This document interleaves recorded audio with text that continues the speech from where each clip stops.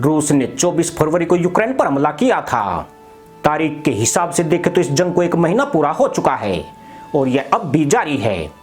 अभी तक इस जंग का कोई नतीजा नहीं निकल सका है। दोनों देश अपने रुख पर कायम है। एक तरफ जहां राष्ट्रपति व्लादिमीर पुतिन यूक्रेन को लेकर आक्रामक है, वहीं यूक्रेन के राष्ट्रपति वोलोदिमीर जेलेंस्की भी हथियार डालने के लिए तैयार नहीं है। मॉस्को और कीव दोनों के लिए यह साफ हो चुका है कि यह युद्ध आसानी से नहीं जीता जा सकता है।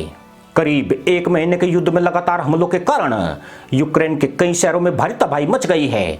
अकेले मारियोपोल शहर में 1000 से अधिक लोग मारे गए हैं। रूस के हमले में यूक्रेन की 1000 बिल्डिंग तबाह हो चुकी है और 3000 निर्दोष लोगों को जान गंवानी पड़ी है। साथ ही 5000 यूक्रेनी सैनिक भी मारे गए हैं। इतने नहीं, 35 लाख से अधिक लोग यूक्रेन छोड़कर चले गए हैं। यूक्रेन के कई शहर पूरी तरह खाली हो गए हैं। जो बच गए वे अब खाने पीने के लिए तरस रहे हैं। कुल मिलाकर इस युद्ध में यूक्रेन को $100 अरब का नुकसान हो चुका है। नुकसान रूस का भी कुछ कम नहीं है। रूस द्वारा 1.5 से 2 लाख सैनिकों को युद्ध में उतार देने के बाद वह राजधानी कीव पर कब्जा नहीं कर पाया है। 101 विमानों, 124 हेलीकॉप्टरों और 570 टैंक समेत उसके सैकड़ों सैन्य उपकरण युद्ध की भेंट चढ़ गए हैं। रूस ने 10,000 से ज्यादा सैनिक भी गंवा दिए हैं। साथ ही इस जंग में उसे हर रोज 1,15,000 करोड़ रुपए का नुकसान उठाना पड़ रहा है। यानी यूक्रेन में जितने पैसे की बर्बादी हुई है, उतने पैसे से भिखारियों के देश कंगाल पाकिस्तान को 3 साल तक बिना कुछ किए घर बैठे खाना खिलाया जा सकता था। श्रीलंका जो आज पाई पाई का मोहताज है, इस पैसे से एक धनी देश में तब्दील हो जाता और नेपाल को 5 साल तक कुछ भी करने की जरूरत नहीं पड़ती। रूस पर लगे प्रतिबंधों ने उसे अरबों डॉलर की चोट दी है। उसके तेल आयात को रोक दिया गया है। रूस की $300 अरब से ज्यादा रकम पश्चिमी देशों ने जब्त करके उसे यूक्रेन में लगाने का ऐलान किया है, जबकि रूस के कई रईसों की संपत्ति अमेरिका और ब्रिटेन ने जब्त कर ली है।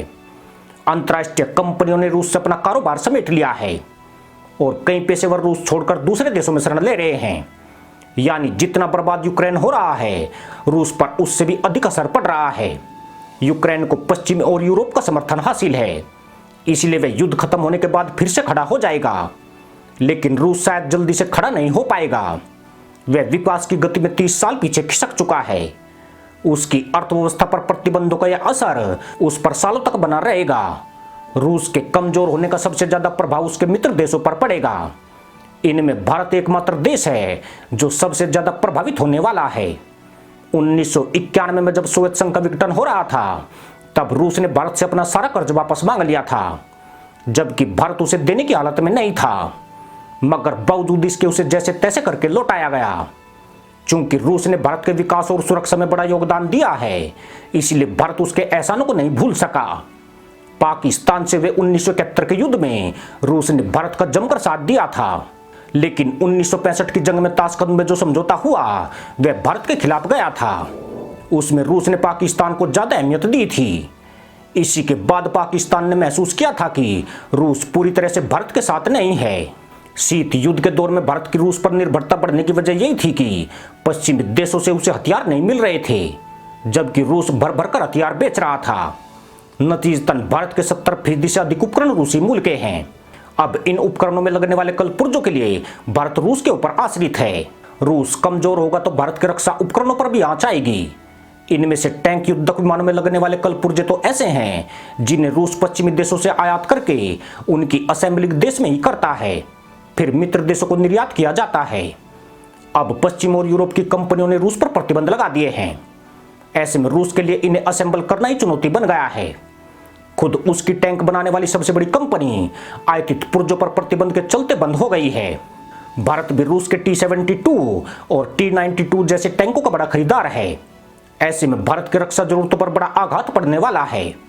वह भी ऐसे वक्त जब चीन के साथ भारत जंग के मुहाने पर खड़ा हुआ है। इसके अलावा रूस पर लगे प्रतिबंधों के चलते बाकी दुनिया समेत भारत भी महंगाई का दंश झेलने वाला है।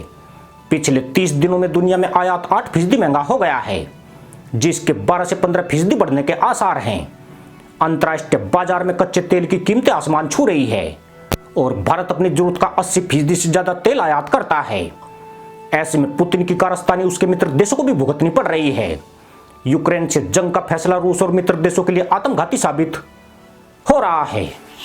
इसी के साथ अनुमति दोस्तों, जय जवान, जय किसान, जय हिंद, वंदे मातरम।